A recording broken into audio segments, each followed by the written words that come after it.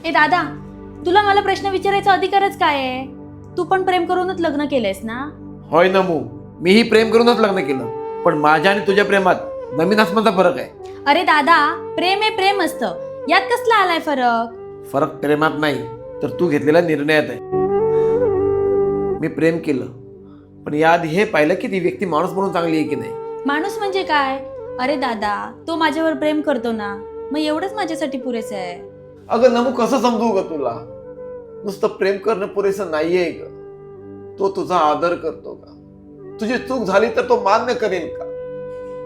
तुझ्या स्वप्नांना तो पूर्ण करेल का? हे सगळं पाहिलं जातं ग. अरे पण तो मला खूप चांगला वाटतो रे.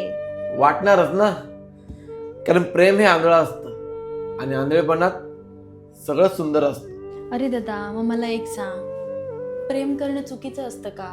प्रेम करणं चुकीचं नसतं ग, पण चुकीच्या माणसासाठी स्वतःला हरवून घेणं हे खूप वेदनादायक असतं. नमू, कसं सांगू तुला? उद्या तुझ्या डोळ्यात पाणी आलं आणि ते पुसायला मी नसेन, ही भीती मला झोप लागू देत नाही.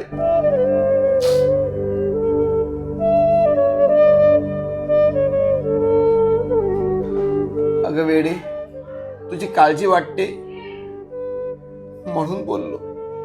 दादा, तुझी काळजी पाहूनच माझ्या डोळ्यात पाणी आलं रे. जीवात जीव असेपर्यंत तुझी काळजी करेन, हे वचन आहे एक भावाचं बहिणीला.